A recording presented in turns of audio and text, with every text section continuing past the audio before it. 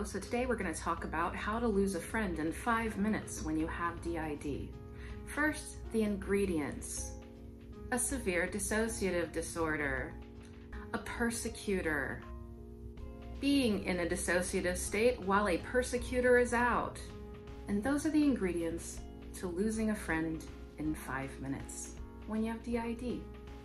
It's happened to me a number of times, not many, maybe 3 times in my life where I've abruptly lost friendships. 2 for reasons I still don't know to this day. And these are long-term friendships. I lost one intense friendship, an 8-year friendship, of a friend I used to speak with daily on the phone for hours. We were just best friends. And then one day she was like, my therapist told me not to be friends with you anymore, and I never talked to her again. So that was stunning, and at the time I didn't know that I had DID, but this is just one of the impacts of DID on your life. One of the negative impacts is when you have DID, you do not have great attachment styles, usually. You don't have the best attachment style to other people. I don't know all the attachment styles. I didn't do research, but there are several. I don't know what mine is. But generally people with DID have very poor attachment styles because of the way they were raised, usually. And recently I had another incident in which I may have lost a good friend that I care deeply about. I was dissociated. I didn't know what was going on in the conversation. I didn't know a persecutor was out. All I knew was everything sounded as if it was through water. That's how I often describe things when I just can't quite understand what's happening. It feels like through an enormous wall of water. Imagine just everything warped and not being able to hear of anything, And so I was in that watery, dissociative state. And my friends were talking and it was just going, and I think it turned out my alter Ellis was out, though I didn't realize it at the time. Looking back, it was very clearly Ellis. And he caught on something that was happening in the conversation, and he just repeated a fact that he knew. Well, that fact apparently was very offensive, and I never would have, me, Brandy, I never would have restated or even stated that fact in the first place, or what I thought was a fact. And so it's just not good. It's just not a good situation. And this isn't the first time, like I said. It's very hard having relationships when you have DID. You have to have people that really understand the situation. Because you know what? If a persecutor wants to hurt me, if a persecutorial altar wants to hurt me, they do it by destroying my friendships. They do it by taking things away from me that I love. So, what does my persecutor do?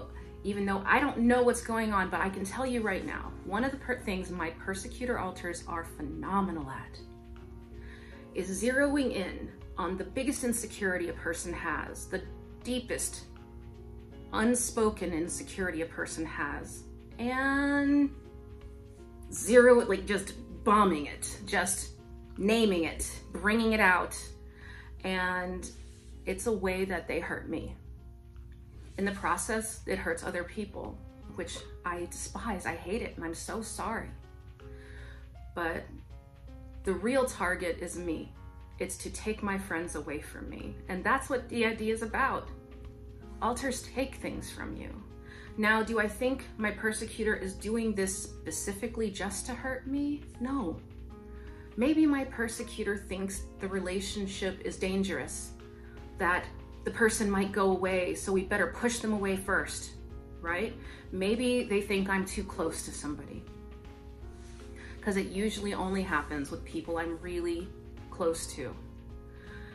And so they take that person out of my life. Therefore, if that person ever leaves, we don't have to worry about it. We can't be abandoned by somebody we abandoned, or somebody, a persecutor, put in the line of fire and made them abandon us.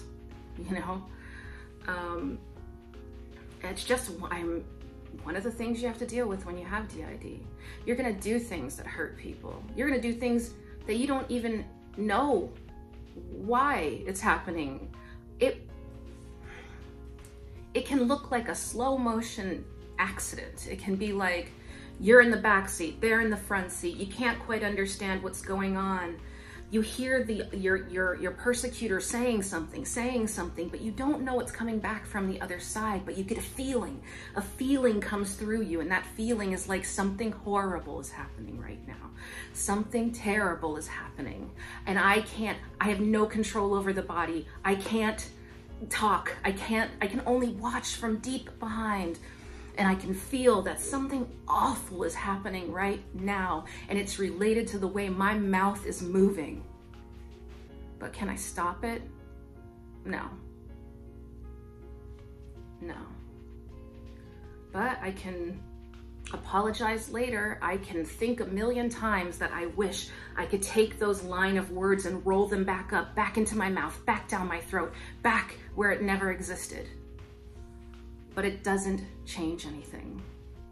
I still hurt somebody. And I can say, you know, you do have to take responsibility for what the other parts of you do.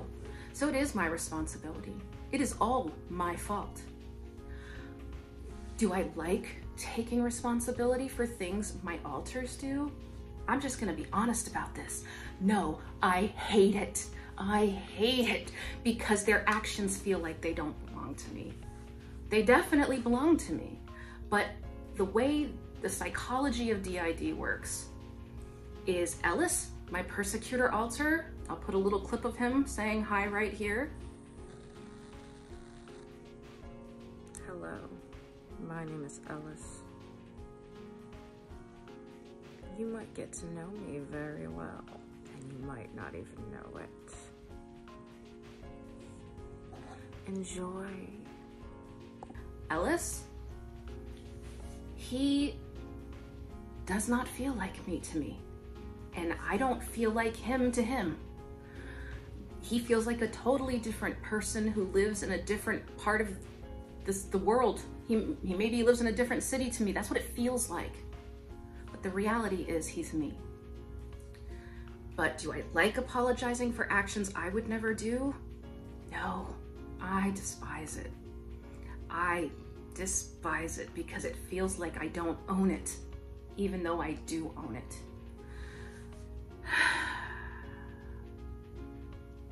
And that's another thing that's very frustrating about DID, is owning what you do.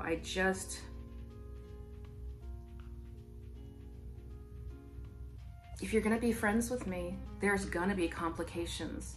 The complications don't happen that often, but they're gonna happen because I have dissociative identity disorder. I am not the only one here in this body. Yes, we are all one person, but we do not feel like one person to each other. We feel like different people to each other. And I know people can't understand that, but you're not always gonna get Brandy. And Brandy's not always gonna know when another part is out destroying things. I have had altars take away extremely important things in my life, fundamental things, basic building blocks that I needed to build my life, and I have not been able to build my life because those things were taken decades ago, and I still haven't been able to build my life because of some of the losses I've endured because of my altars. And I know some people think that on some level you must know what you're doing because you're the person doing it. You must know what you're doing. No, no, no. You don't. You don't. You maybe find out later. You may understand at the time that something awful is happening, but you don't know. You can't hear. You can't reach. You can't get through the thick water to speak. And so then what do you have to do? You have to go apologize for something awful you did that you don't remember doing, or you didn't understand what you were doing at the time you were doing it.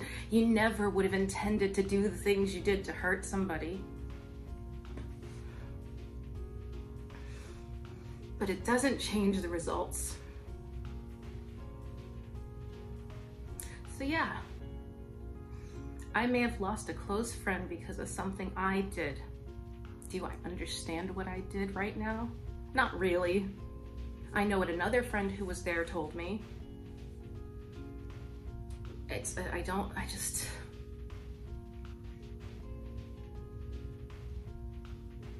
Anyway, so that's what happened recently.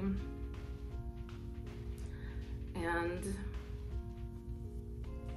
sometimes I wonder if I'll be able to maintain any friendships. I have friends. I have one friend that I've been close friends with since I was 18 years old.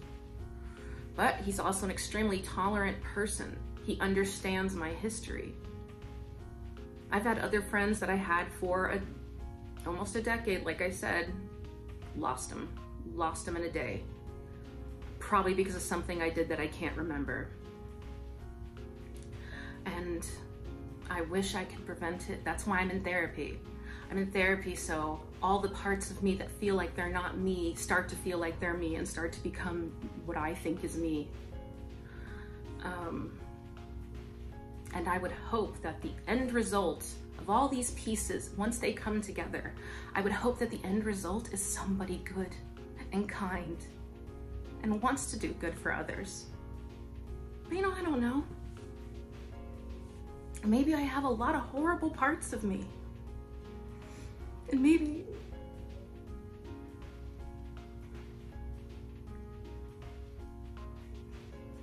when we all come together, I'll be a bad person. I just don't know what happens. I don't know.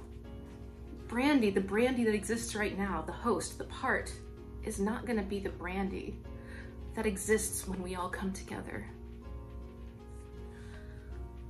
And just imagine that. Like, imagine you're just an unfinished personality, and you're 45 years old and you're still unfinished. You don't know what the end of you is, what you're gonna be like. Are you gonna be kind? Are you gonna be aggressive? Well, I don't know. I can only hope that at the end of the day, when I'm one person in the future, hopefully if I ever get to be one person, that person is kind and loving. I would think so. I mean, I would hope so. Anyway, just some of the difficulties of having DID and having relationships, you know. I hope that friend knows I love her, and I never would have said whatever I said. I know what the results were, Jen told me. But, anyway, I hope you all have a great day. I'm okay, just, you know, a little emotional about the situation. And just remember, you're not alone in your struggles if you have DID. I have them every day. And I'm gonna fight to become one person, and I'm gonna fight to become a good person. So lots of love. You guys have a good one.